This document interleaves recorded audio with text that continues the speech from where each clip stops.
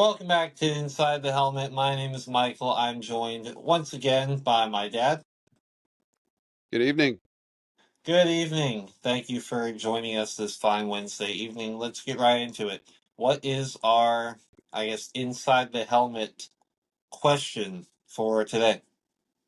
Well, I was thinking about it in the past week, and I realized fans in the stands have a different perspective than the players on the field and the coaches on the field when it comes to things that they hear.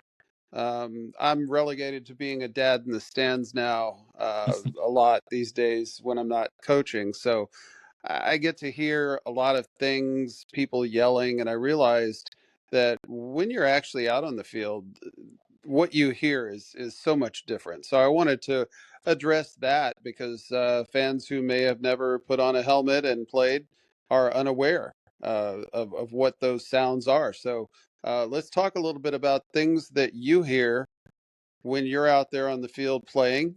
Things maybe that I remember hearing and when I was playing and also now when I'm coaching that maybe fans don't pick up on. Sure. And that's a great thing to talk about because even as somebody who has extensive experience as a player and actually being on the field, I can tell you from my experience sitting in the stands, even though I know what it's like to be on the field, I also hear many different things when I'm in the stands compared to when I'm on the field. So I think that's a great thing to talk about. But yeah, for me, I would say that I actually have a very good time, tuning out all the outside noise. You know, you hear the crowd, especially in big stadiums, and they're all roaring, but I really don't feel the crowd, how loud they are, especially when I'm, say, trying to get the play call or lining up to give my snap count and start the play. I don't really hear that at all or even notice it. I would say if I do notice it, it's mostly when I'm on the sidelines, like when the defense is on the field. Yeah, I agree with that. I think it's interesting that every crowd is made up of so many different people, but the sound pretty much is identical stadium to stadium. Um, Hmm. Maybe in the bigger stadiums, they always talk about, oh, the crowd's so loud, they're intimidating.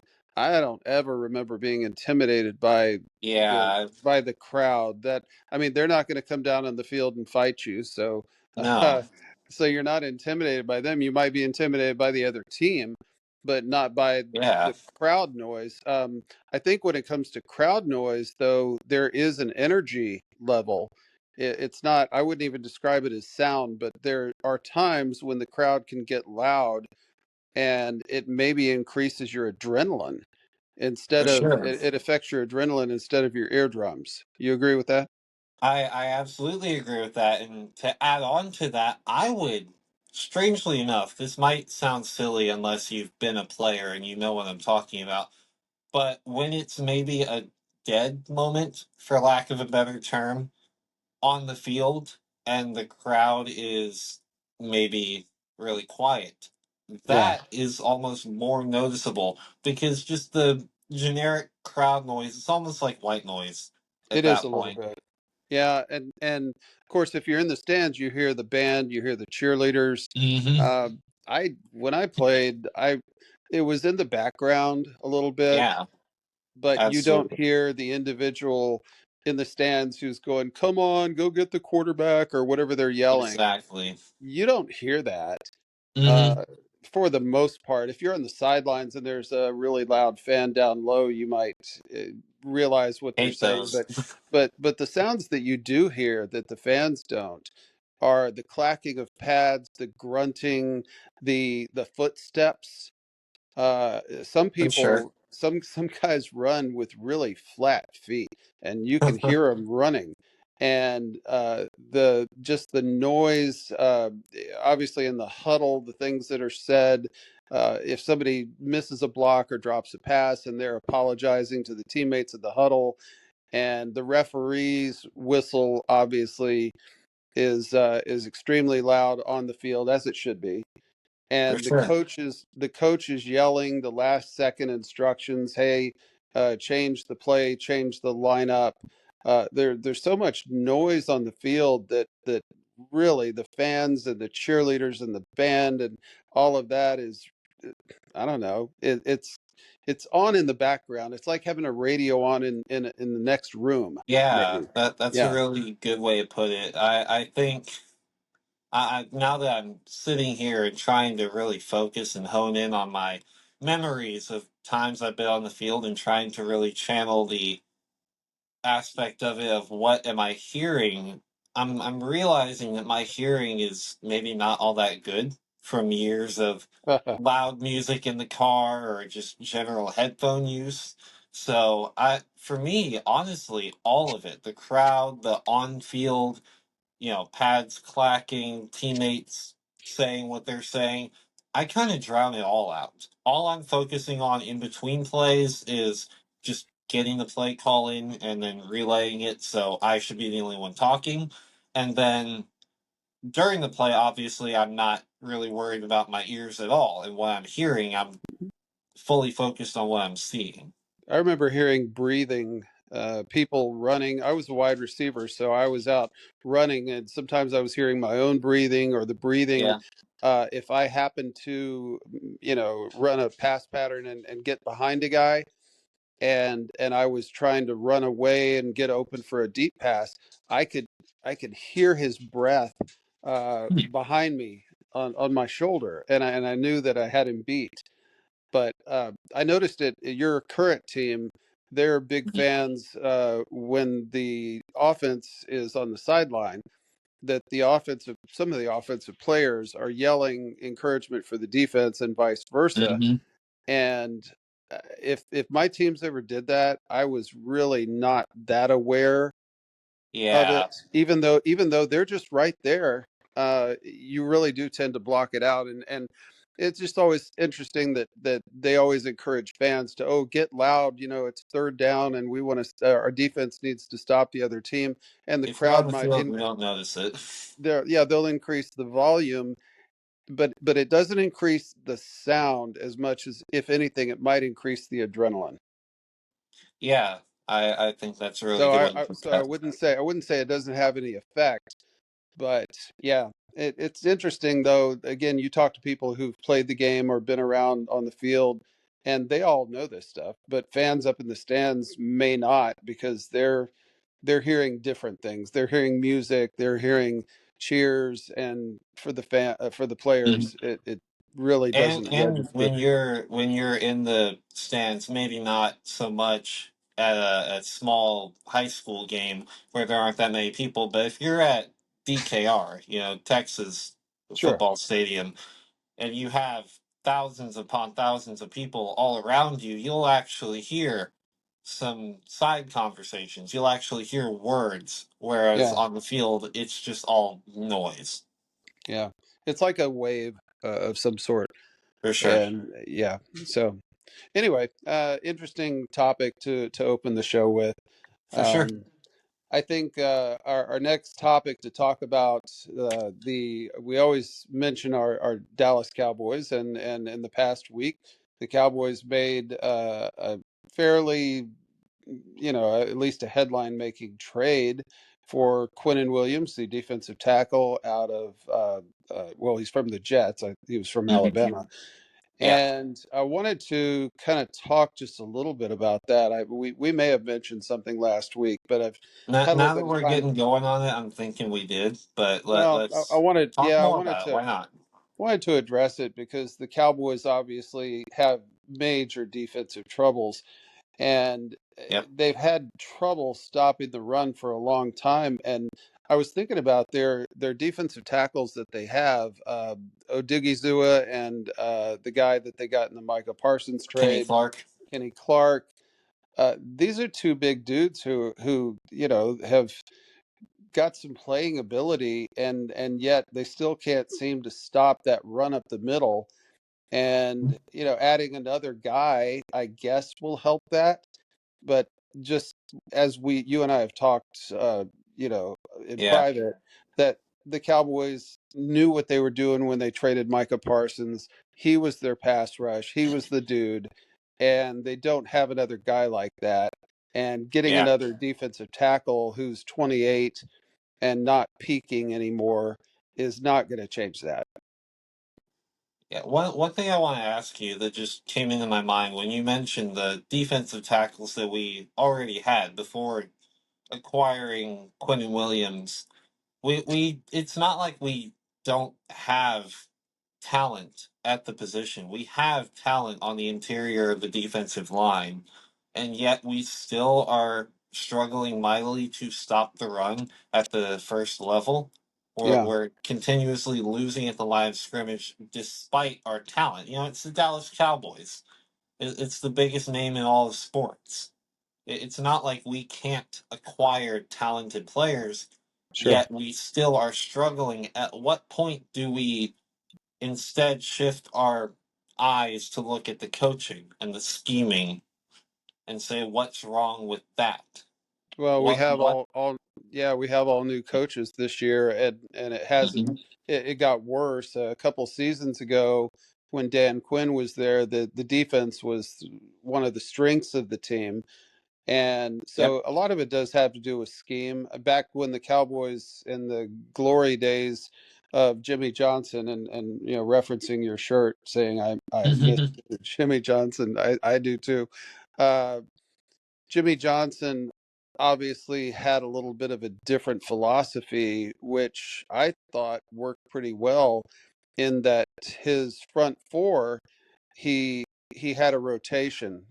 He legitimately had 7 or 8 guys that he would rotate in there and keep them fresh because, as you are aware, rushing the passer it will wear Very you out pretty tiring. quickly. And his linebackers were undersized, but they were fast, Yeah. and so he built that defense on speed and keeping guys fresh. Yeah, it And worked. it well, clearly it works. So whatever it is that they're doing now, it just isn't working. And now that they don't have a pass rush, their cornerbacks are suddenly susceptible, where they had 2 all-pro cornerbacks who are not looking like all-pro cornerbacks anymore because they have to Mhm. cover too long. Have you ever heard of the term coverage sack? Oh, of course. Okay. I think we're suffering from a lack of, I guess, the opposite concept where the receivers are able to get open despite our talented DBs because we have no pass rush. Yeah. Oh, there's too Oh. much time. You're a Yeah, quarterback, exactly. time is the most valuable commodity that you can have, because if you sit back there long enough without somebody pressuring you, it's pitch and catch. Exactly. Eventually someone's going to get open, and it's just a matter of finding them. Yep. And if you have talented players, it's yeah. So Yeah.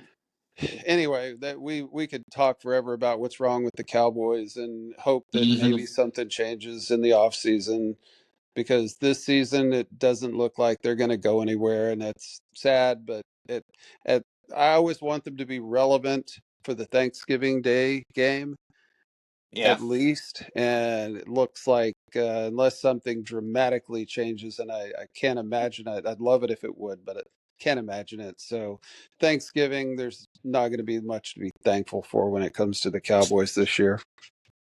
Yeah. Hopefully, we can be thankful for a different game being really good. Yeah.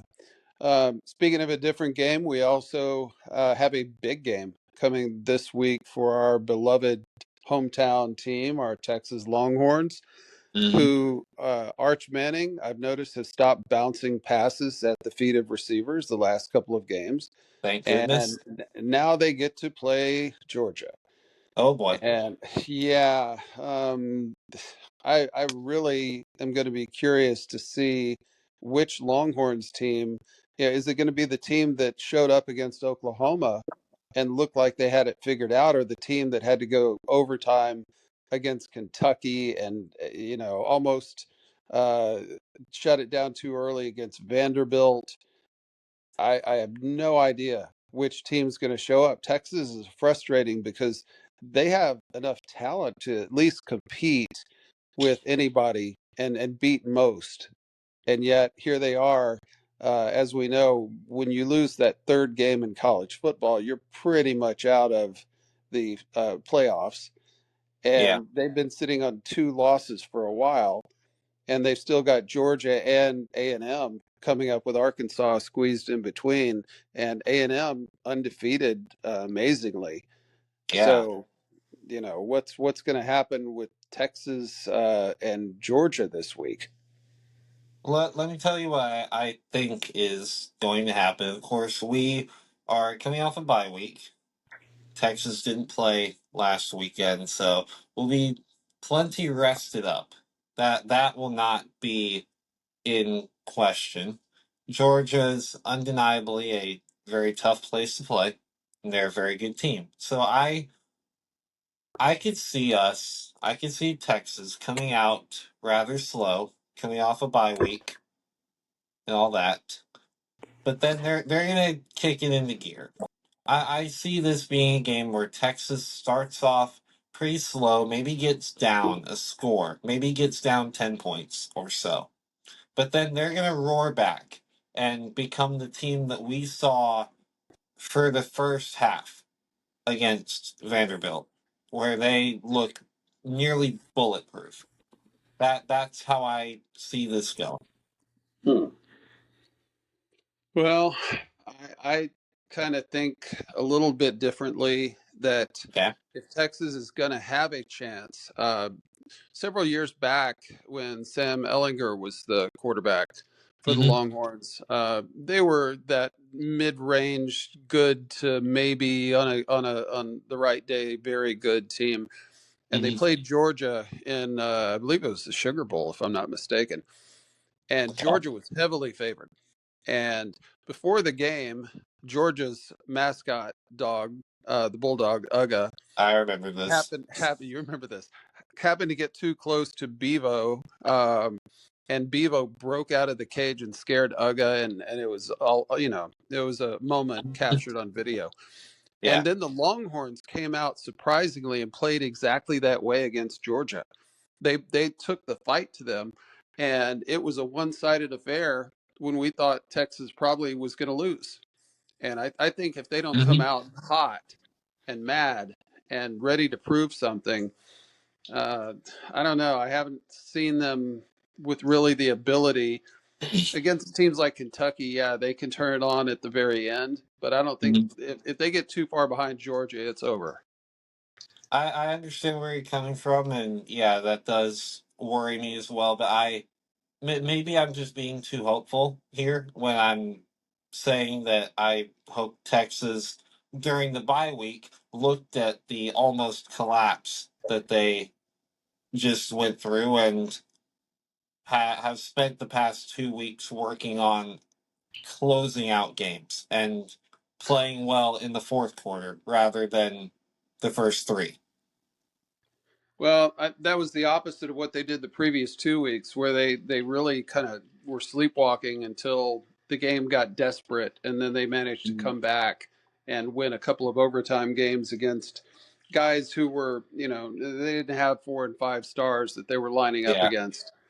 And against Vanderbilt, it seemed like, okay, they figured out, hey, we're Texas. We got to come out here and make a statement. And they did. And then they just shut it down too early. They went to prevent defense way, way too early against Vanderbilt. And against Georgia, you just don't see the opportunity to go into a prevent defense and shut it down because Georgia's too talented. yeah, yeah. If anything, maybe it's good that we're playing a team as good as Georgia. That way, we're not gonna walk into it with any sort of expectation that we're gonna walk all over them. We know this is going to be, no pun intended, a dogfight. Yeah. Yeah. I mean, it has to be. They have to go in there understanding that every play matters. And um, you and I have talked about it, not on the show, but about even when you were playing youth football. about setting that tone early and showing the Hmm. other team that we came to play, we're not afraid of you, and taking the fight to them. And that's what Yeah, I'm going to be looking for Texas, that they're actually coming out and they're not just going handoff up the middle, two plays, pass on third down, and then punt. That they're going to come out with something different. I mean, Sarkeesian's a good offensive coordinator and head supposedly. coach, and a good play designer and film study and Allegedly. everything else. They've got to come out with something. I certainly hope we do, but what I'm really going to be looking for is strength in the late game, whether we're up or whether we're losing, Yeah. for Well, sure. yeah. As I was explaining to someone recently when we were Okay. watching one of your games, Okay. that your team was dominating the other team. Hmm. Um, the if you watch the offensive and defensive lines, look at 3 seconds into the play. Where are they? Are they 5 yards into the backfield, which means the defensive line is winning, or are they 5 yards up the field, which means that the offensive line is winning? And that usually will kind of tell you a lot. And it doesn't take very long to see if there's a talent difference.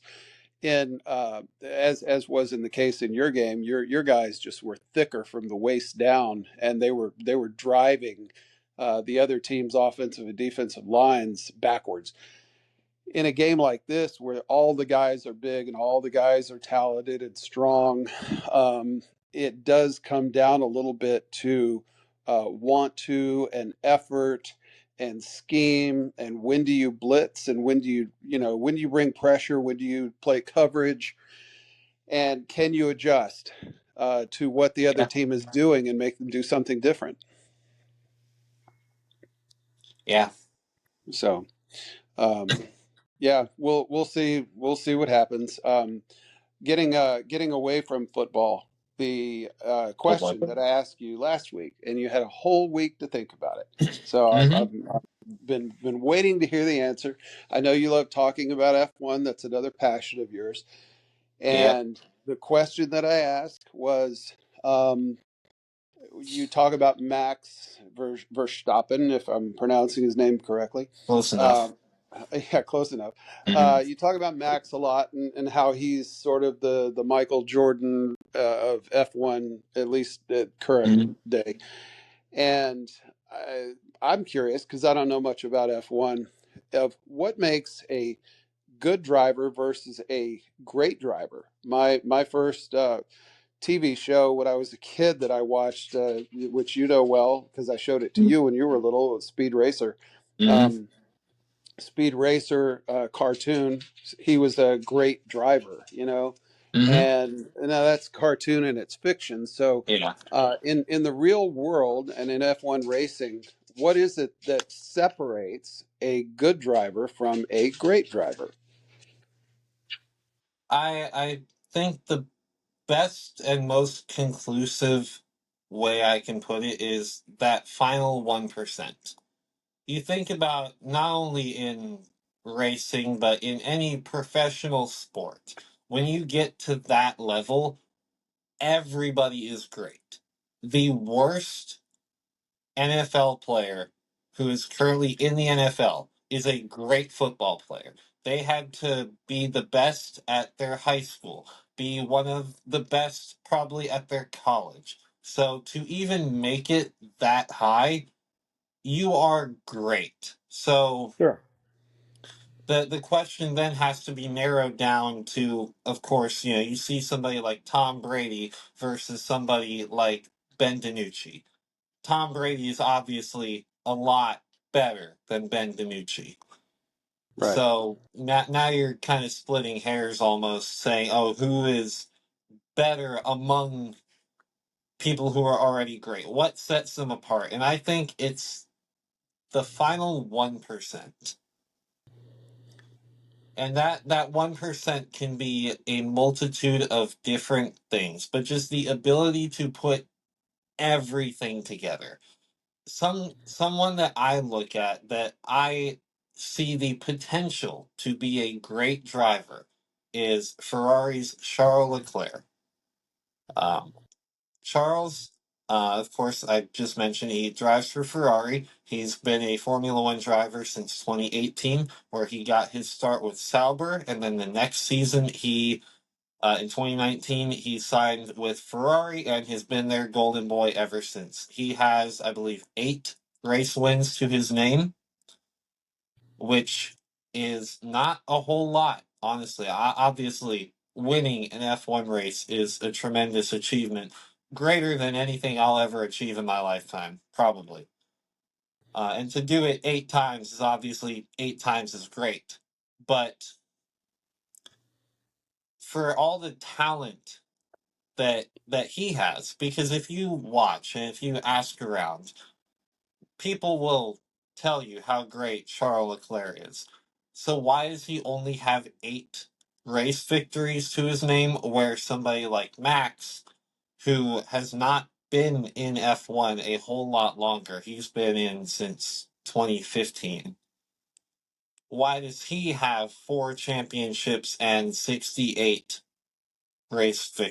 67, 68 race wins? What sets him apart? Well, Right.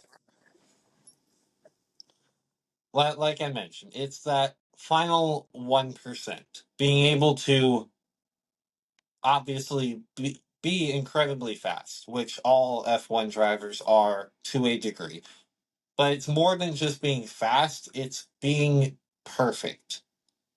It's being able to put aside whatever adversity or challenges might be coming your way, whether it's something happening on track, like maybe an unlucky safety car that puts you at a disadvantage on track, or maybe it's something internal, like Max has been dealing with for the past few years with the Red Bull F1 team, more or less kind of internally combusting, with Christian Horner having a lot of controversy to his teammates, Max's teammates, not being all that great. They lost Adrian Newey, who is known as the greatest technical mind in Formula One history. He was the mastermind behind designing and developing all those great cars that Max got to drive to his championships, and now he's gone.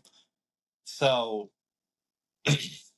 Max has been able to look all of that adversity in the face and not let it affect him. He's risen above it. Whereas Charles has dealt with his own fair share of misfortune, both on track stuff and off track. Ferrari, for as big of a name and as much legacy and history as they have, they've been quite dysfunctional as well. It was in the news yesterday or the day before. They asked some really high up executive at Ferrari what the problem is, why they are having so many problems despite everything, all the greatness, all the legacy, and certainly the 2 talented drivers. And this Ferrari executive kind of threw his drivers, Charles and Lewis, under the bus. He talked about how all the staff that they have are, he essentially, to put it in simple terms, said, look at the drivers, which Mm. I think is an absolutely ludicrous thing to say when you have staff on the pit wall that are totally incompetent when it comes to coming up with strategy. They seem wholly disinterested at times, and the someone very high up in the Ferrari organization is so blind that they think that it's the drivers who are the problem, when they have the, on paper, most successful driver in Formula One history and a promising young youngish driver who's been their golden boy for years. So that's just I guess my point in bringing all this up is that Charles has also dealt with his dysfunction, yet he's not even tasted anywhere close to the success that Max has. So I Yeah. think that is the best way I can answer the question, is the ability to put it all together no matter what. We looked at this year, this past weekend actually, and last year in both races in Brazil from this year and last year. Max faced incredible adversity. Last year he started 17th on the grid in the race after a terrible qualifying, probably his worst qualifying session of the year, with due to factors that weren't even his fault. He didn't even get to finish his uh, fast lap in the second session of qualifying, which is what caused him to line up 17th on the grid after a penalty was applied. And he won. He stared that adversity in the face and he won.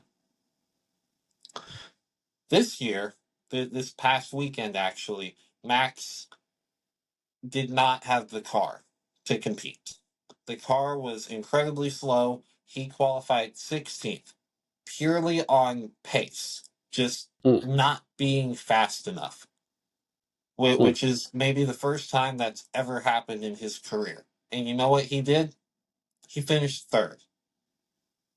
And there was real talk of him maybe winning the race.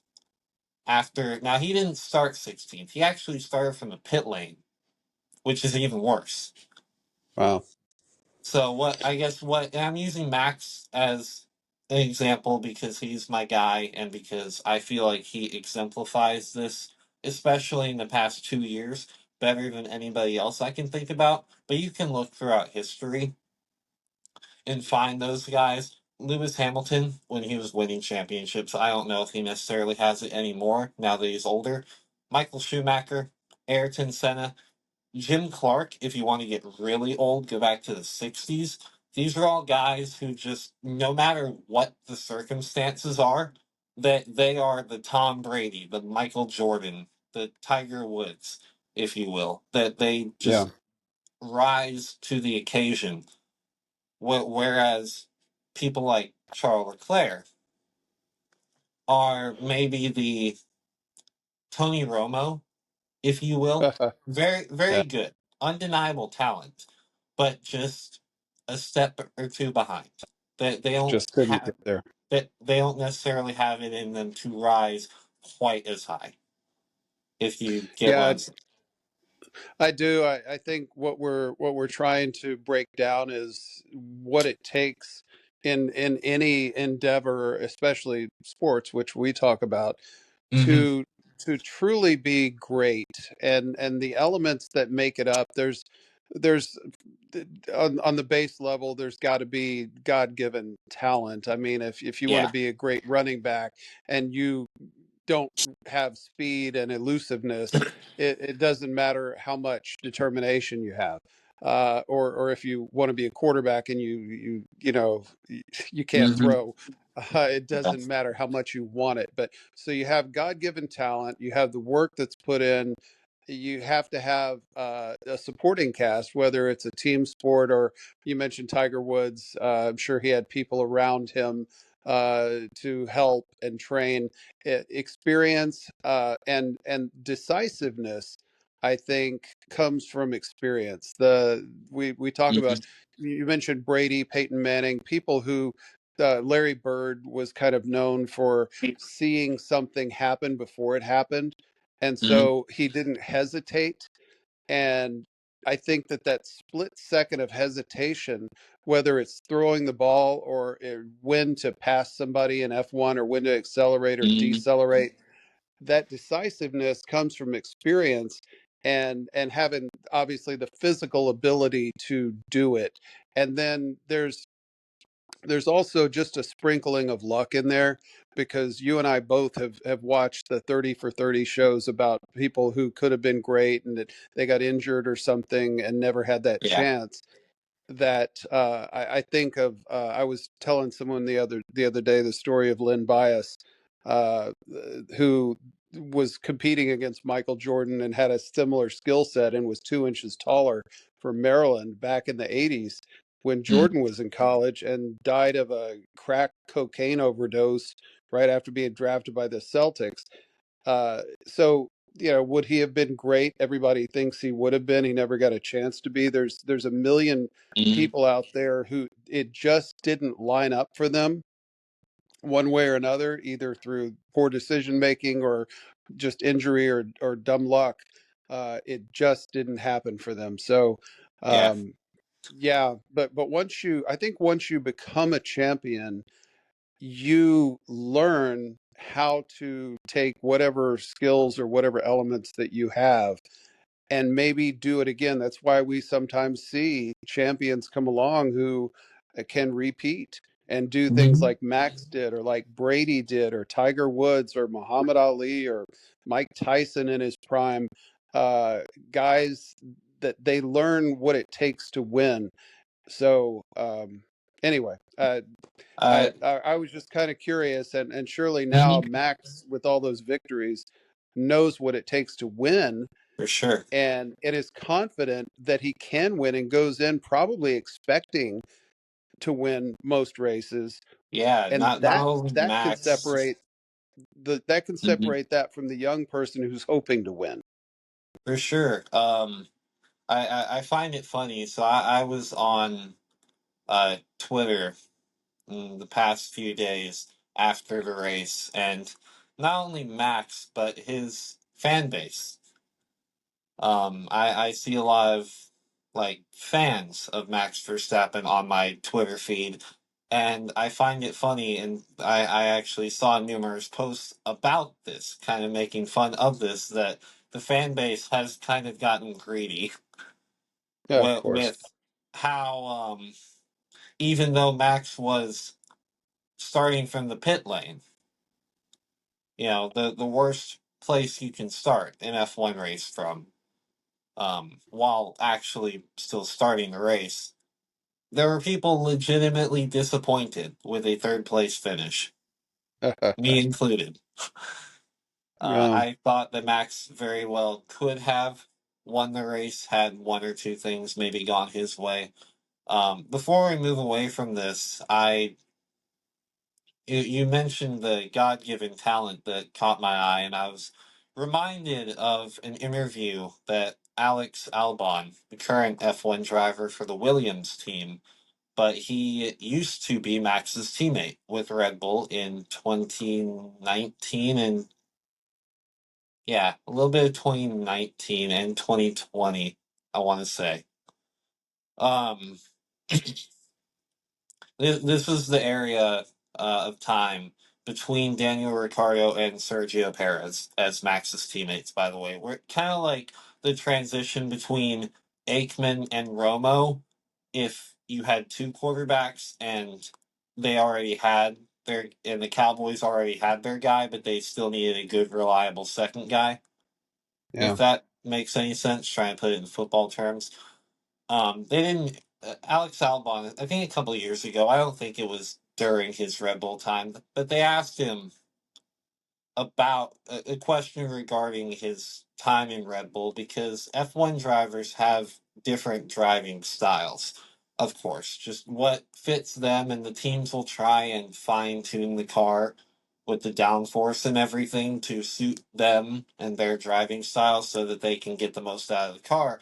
And Max prefers an extremely, extremely sharp car. And what that means is he likes it to be jittery with Hmm. the front end. He wants to be able to just throw it into a corner without having to slow down as much as he can help it.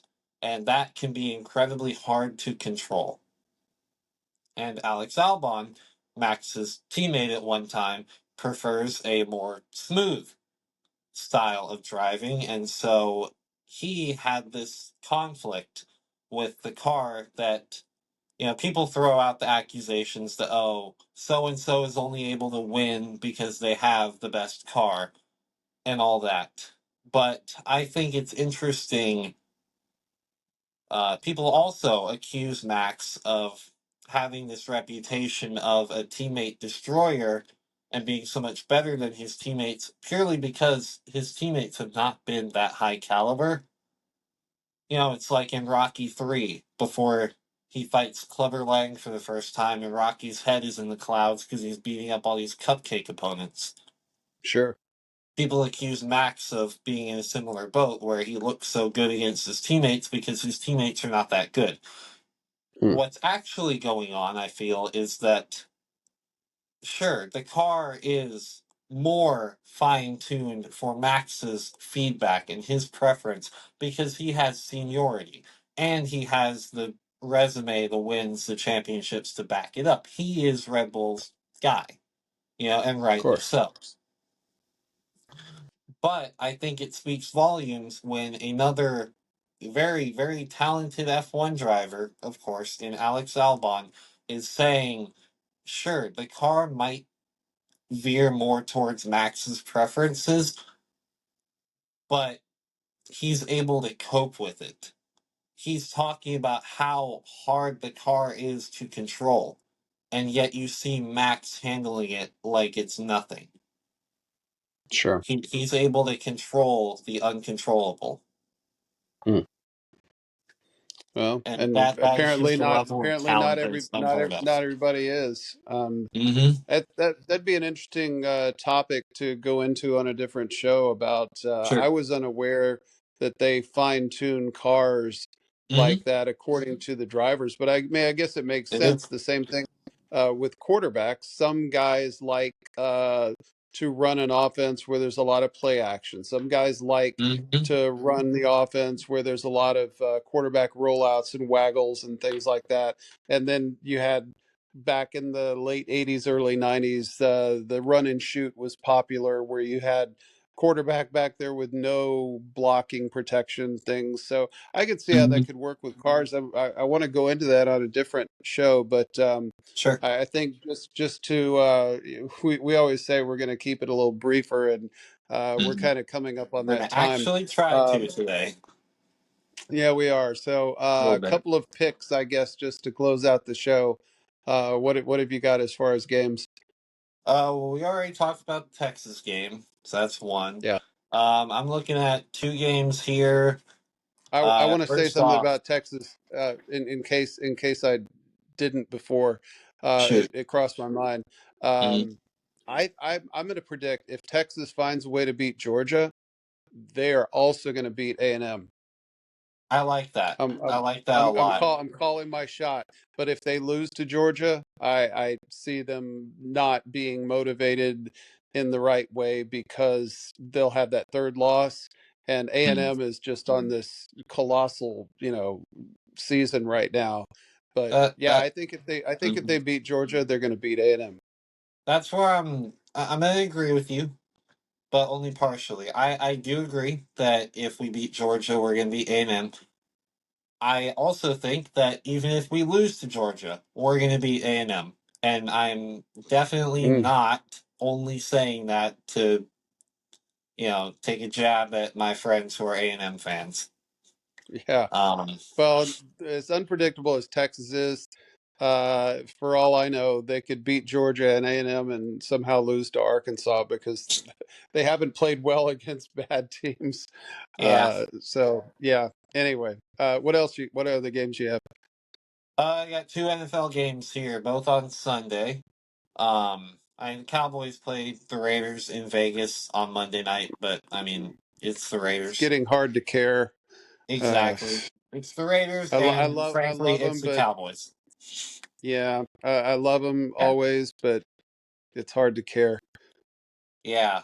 So first off, we have Kansas City Chiefs going into Denver to play division rival Broncos.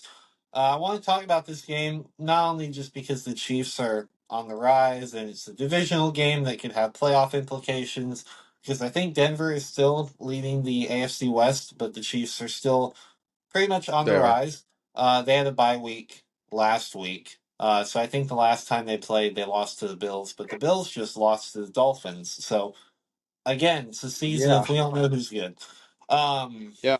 the reason I mention this is because we were talking about the Raiders and how much they're irrelevant and they're not a very good team. We didn't say that, but I just said it right now. But we were all thinking it. Come on. Um, Denver last Thursday night came off a very ugly win against the Raiders. I think it may have even been in Denver, but I might be wrong about that. And so a lot of people in the past week or so have been kind of accusing the Broncos of being fraudulent, despite being what 8-2. Yeah. And so I want to get your take on that because I can see it. Well, first of all, an ugly win is better than a beautiful loss. And Does that nobody exist? no, nobody is able to bring their A game every single week in football. So Hmm. I could see maybe the Broncos were looking ahead to that Chiefs game. It's going to be one of those. You've got the Chiefs that are established, the Broncos that are trying to rise up and become relevant for real. The first And time in a decade. yeah, ever since Peyton Manning left. Yeah, And I've been a fan of Bo Nix ever since he was in college. I think he's scrappy. He reminds me of Baker Mayfield. He has a lot of passion about him. And as far as predictions, I'm still one of those that says the Chiefs, what we said before, the Chiefs know how to win, they expect to win, and a lot yeah, of times that's the difference. And until proven otherwise, I'm going to go with the team that I know knows how to win. But we've mentioned before in the past, as much as I love Mahomes and everything else, uh, still dealing with Chiefs fatigue. I'm not ever going to pull against Mahomes, but I'm kind of hoping somebody else will get to the Super Bowl this year other than the Chiefs, just for variety's sake. I wouldn't be for shocked sure. if the Broncos did it, but I think experience in big games is going to get a victory for the Chiefs. For sure. This is one that I for one, let me preface that I do see the truth in that the Broncos are not the most impressive 8-2 team I've ever seen. I could No. very well see them collapsing in large part thanks to that lack of experience aspect you just mentioned. This one feels almost similar to the Bills and Chiefs, where the Chiefs might lose the matchup in the regular season, but then come playoff time, they show that Hmm. they're the much more experienced playoff team. So I, Right. I could see Denver winning it, but I officially on the record I will say I think the Chiefs will win, largely because I agree with you that they just know how to win. And it's a divisional game and Mahomes just doesn't lose those very often. Yeah. Well, he's a generational talent, and Hmm. Bo Nix is as impressive as he is, He's not doesn't Mahomes. look to be a generational talent. So, Yeah, but you never know. What's your last you game? never know. Sunday night, the Detroit Lions going into Philadelphia. It's a Well, we know pretty who we know. We know who I'm mhm, rooting against. obviously As a Cowboys fan, I'm rooting against the Eagles. The for Eagles sure. just got through. In fact, I've got it up on my screen. I've been watching while we're talking. Mm, Uh, the Monday night game where boy, Philly and Green Bay just had a clunker of a game. yeah. Philly's fading. They're not the team that they were last year. They have different coordinators, and Detroit has been on the rise for a couple of years. Hmm. So I'm gonna not only pick Detroit because I want them to win. I think they actually will win. I I want to agree with you. I really do. I certainly will be rooting for the Lions come Sunday night, but I you mentioned that the Eagles are fading, and I agree, and I'm very happy to see this, but I this feels like a trap. Or at least this feels like the setup to a trap. I feel like the Eagles are somehow going to win, and they're going to win convincingly. And then the narrative will be that, oh, all this worry about the Eagles was for nothing. They're still legit. But, and like, it'll re spark the excitement for the Eagles and the belief in them. But then it will only be downhill from there as they then go on to prove that reinvigorated hope wrong. And that is something I would You're like to see. Philadelphia has a history, by the way, Hmm. having watched them over the years, when they have a history many seasons, not in when they had Super Bowl teams, but when they were just sort of mid-level to maybe sort of good, they would put all of their eggs in a basket and come up and beat the Cowboys when the Cowboys were good. And the Hmm. whole city went crazy. And then after that big momentous win against the Cowboys, Philly would lose like four in a row. Uh, Yeah. that's just a history of the team. Obviously, Hmm. different players from decades ago, but what it's funny that you mentioned that as kind of predicting that that could happen to Philly because I've seen it happen to Philly Hmm. many times over the years. I still think that Detroit has the better team, and I I think agree. Philadelphia's infighting.